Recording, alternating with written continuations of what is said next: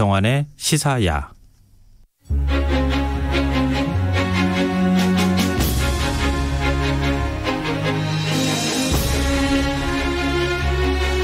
코로나19 사태로 각종 일정과 행사가 취소되면서 기자들도 요즘 기사거리 찾기 어렵다 이런 호소를 한다고 하는데요.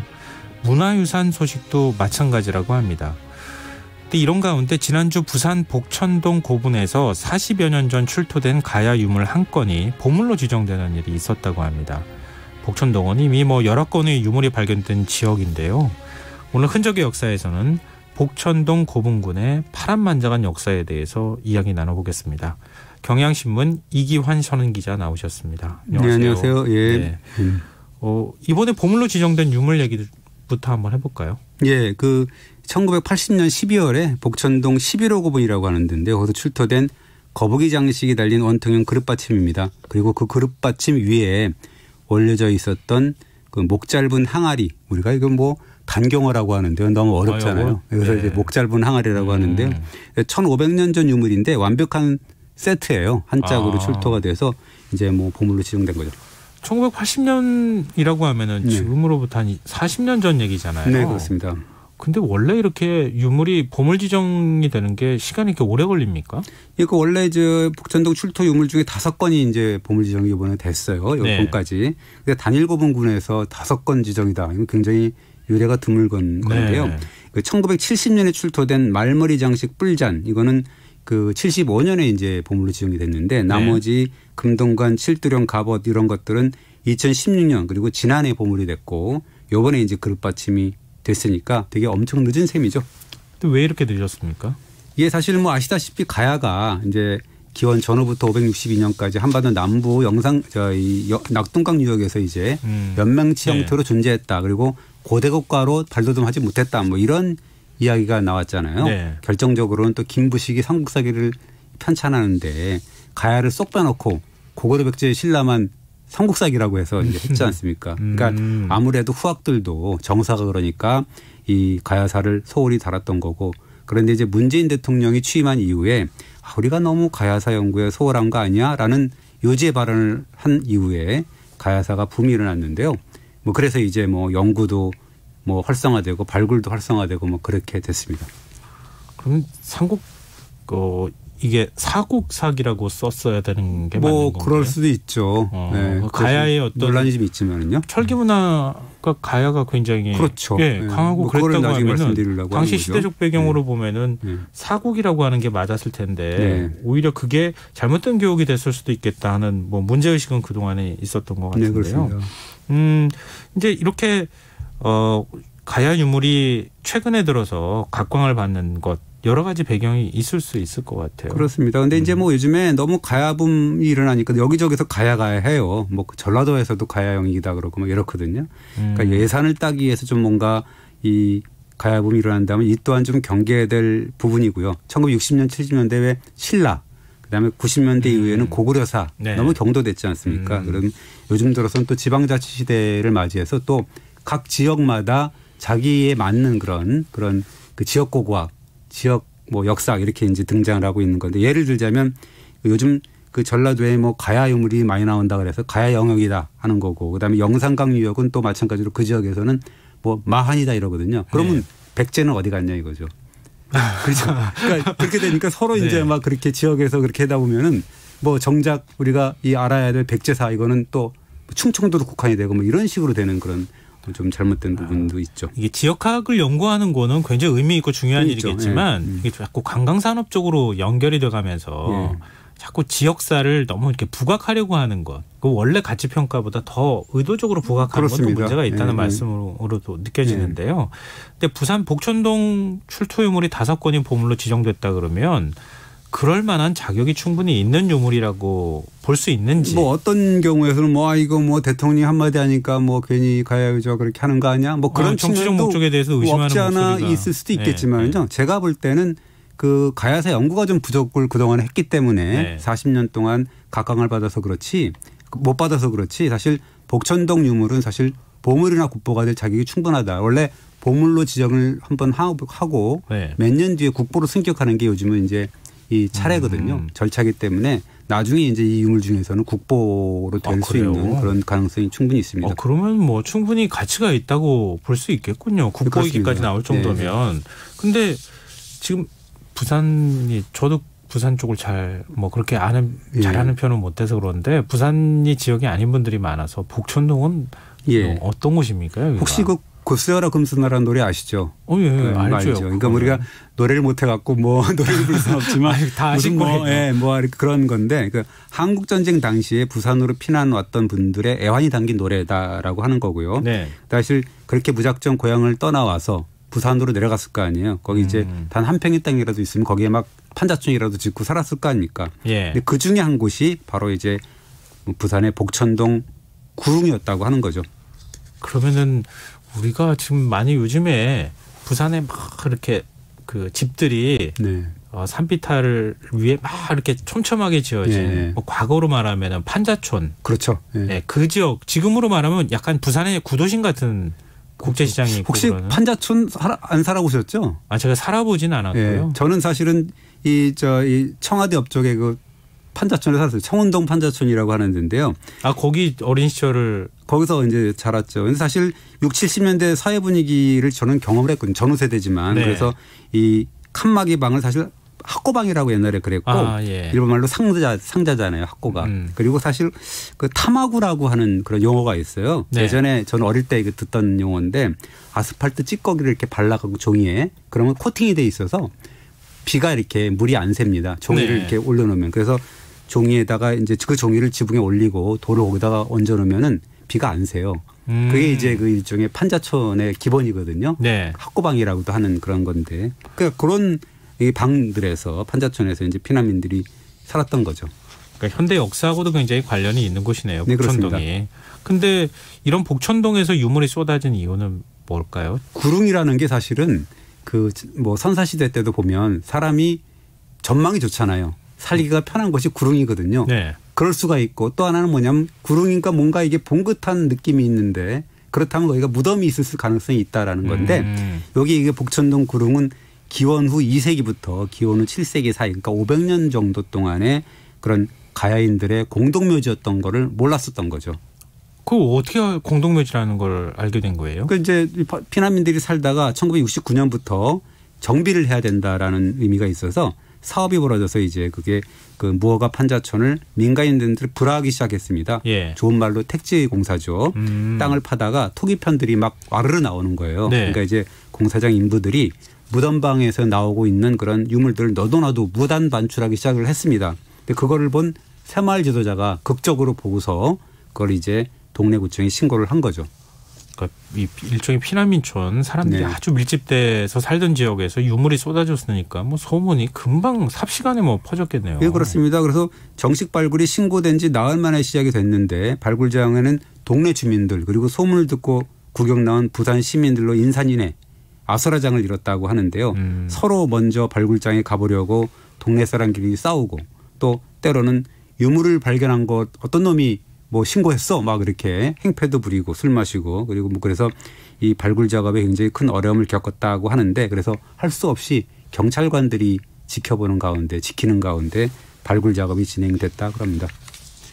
60, 70년대라고 하니까 저는 그렇게 아주 먼 시대 같이 느껴지지는 않는데 지금의 세대들, 지금의 20대는 진짜 호랑이 담배 피던 시절 얘기처럼 느껴질 것 같아요. 1970년이라고 그러면 사실은 저도 살았던 데이기 때문에 그렇게 되는데 사실 50년이 지났어요. 그렇게 따지니까. 그래서 에피소드가 있습니다. 발굴하다가 무덤방 끝부분에서 이제 높이가 한 1m가 넘는 109cm가 되고 입지름이 50cm가 넘는 그런 엄청난 항아리가 이제 나왔어요. 그런데 항아리에 물이 가득 들어 있었다는 거예요. 그러니까 이제 누가 입방정을 떤 거죠. 이 물은 1000년 동안이나 이게 정수를 거쳤잖아. 천년수야. 이 물을 마시는 사람은 무병장수에 이런 소문이 파다하게 이제 퍼지기 시작한 거예요. 당시엔 약장수가 있었던 시절이었으니까 그런 거 아닐까 생각되는데요. 그렇습니다. 그래서 이제 큰 소동이 벌어졌겠죠. 나도 한번 마셔보겠다 그 물. 이건 불로장생한다 이런. 그래서 겨우 뜯어 말려서 진정이 됐는데 그 다음 날 발굴 현장에 와 보니까 그 가득 담겨 있던 항아리에 물이 단 한 방울도 안 남아 있었다는 거예요. 누가 다 마신 거예요? 아니면 어디 버려진 거예요? 아, 이거 다 마신 거죠. 지금 아, 상상할 수 없는 사실 그 물을 먹고 누가 뭐 배탈이라 나거나 뭐가 뭐 아프면 어떻게 되겠어요? 그 말이 안 되는 얘기죠. 지금 모르는 거죠. 그 안에 무슨 뭐 세균이나 이런 게 있을지. 그리고 발굴의 뭐 정석으로 봐도 그 물 성분을 우리가 뭔지 알아야 되잖아요. 근데 네. 그것도 모르고 그냥 지나가 버렸으니까 귀신이 고칼로리인데 범인을 못 잡았는데 인부들은 오히려 아 저거 발굴단원들이 해놓고 우리 보고 뒤집어 씌우는 거 아니야? 뭐 이런 식으로 이제 넘어갔다고 하고 의심까지 했다 그럽니다. 그 천년새 행방을 찾기 위해서 서로 간에 의심을 하는 그런 사태까지 지금 벌어졌는데 당시에는 발굴장이 이렇게 제대로 통제도 안 되고 그랬던 모양이에요. 예전 발굴장 보면은요. 네. 주민들이 확 나와갖고 뭐 엄청나게 나와서 구경하고 뭐 이런 도떼기 시장 같았던 그런 적이 있었는데요. 근데 이제 그 정식 발굴 해보니까 금동관이 나오기도 하고 그다음에 철정이라고 하는 덩이새거든요. 그것이 100장이나 깔려 있었다는 건데 덩이새가 뭐냐면 요즘에 금괴 같은 거예요.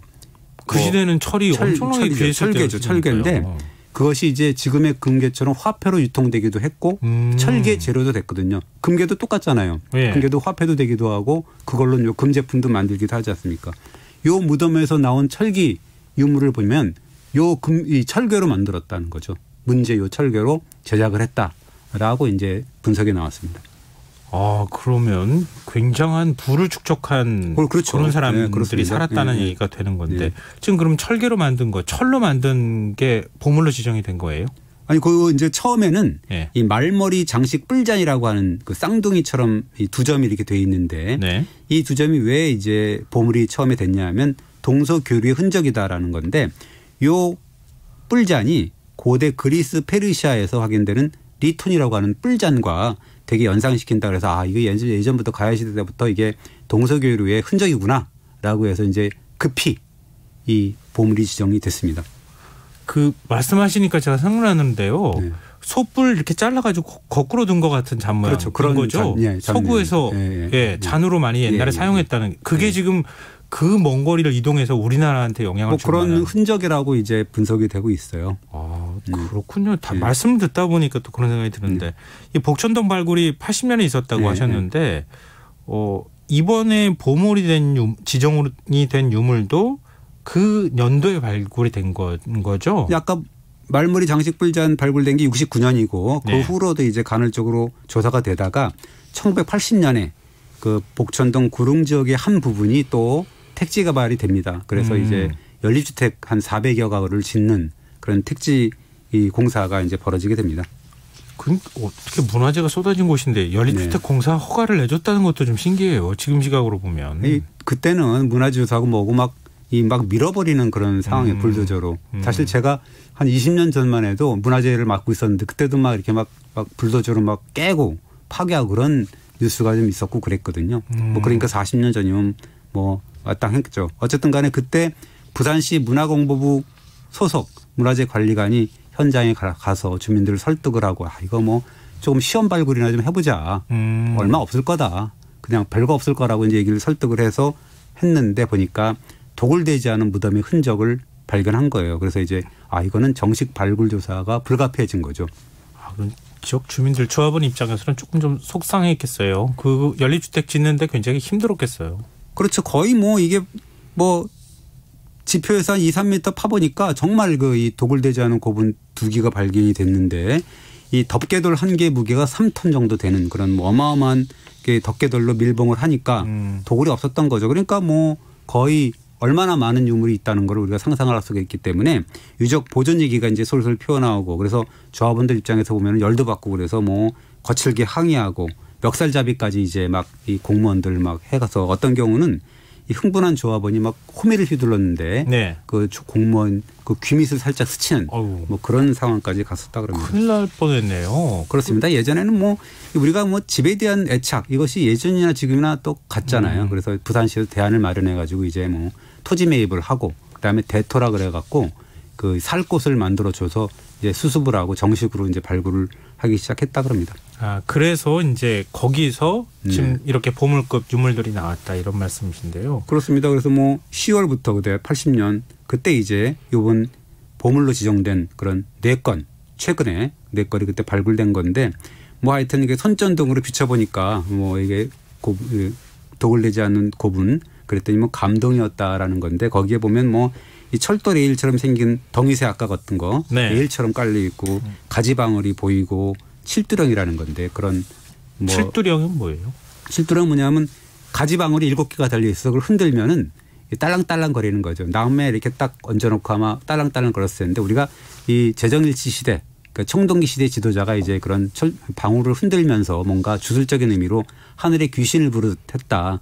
이 무덤의 주인공 신분을 알려주는 지표 유물이다. 왜냐하면 무덤 주인공 아마 이 방울을 흔들어 가지고 하늘과 사람, 땅을 소통시키는 그 제정일치 시대의 어떤 지도자의 힘을 자랑하고 싶은 우리 그런 칠종산 저 가지가 이렇게 달려 있는 것 같은 칼 모양 있잖아요. 예. 그거랑 약간 비슷한 의미인가요? 그 저거죠. 저 칠지. 칠지도 같은 거. 칠지도. 뭐 그거랑은 잘 모르겠고요. 그거는 이제 일본 왕한테 이제 하사한 거고, 그거는 이제 백제 왕이 그런 거고, 요거는 이제 딸랑딸랑하면서 뭔가 주술적인 의미가 있어요. 그래서 이제 뭐 그랬다는 겁니다. 그러니까 이게 지금 보물이 됐다는 말씀이신 그런 칠두령도 거죠? 보물이 되고, 그 다음에 뭐 금동관이 나왔는데 이 금동관은 엄청나게 시대가 빨라가지고 아마 우리가 신라 금관과 금동관이 되게 유명하잖아요. 네. 그 신라 금동관 금관의 원형이 아니냐라고 해서 굉장히 이 중요한 유물이다 해서 이제 보물이 됐습니다.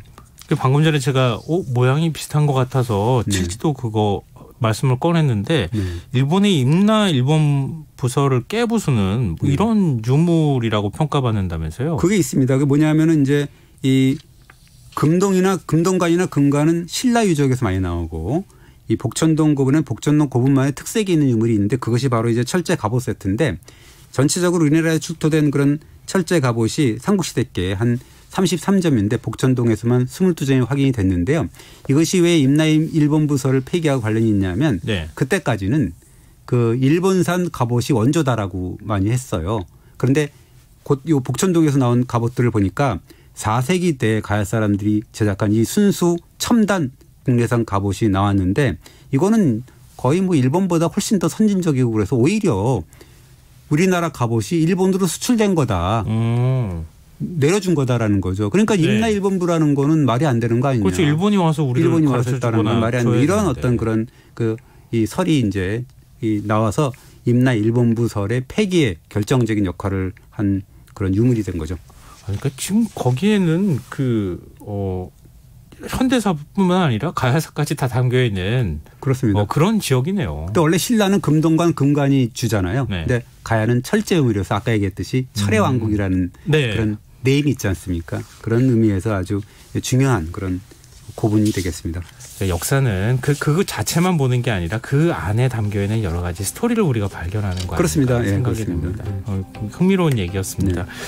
흔적 역사 지금까지 경향신문 이기환 선임 기자였습니다. 오늘 말씀 고맙습니다. 네, 감사합니다. 오늘 모바일 상품권 당첨자는 홈페이지 공지사항에서 확인하실 수 있습니다. 김성환의 시사야 오늘 순서 모두 마치겠습니다. 지금까지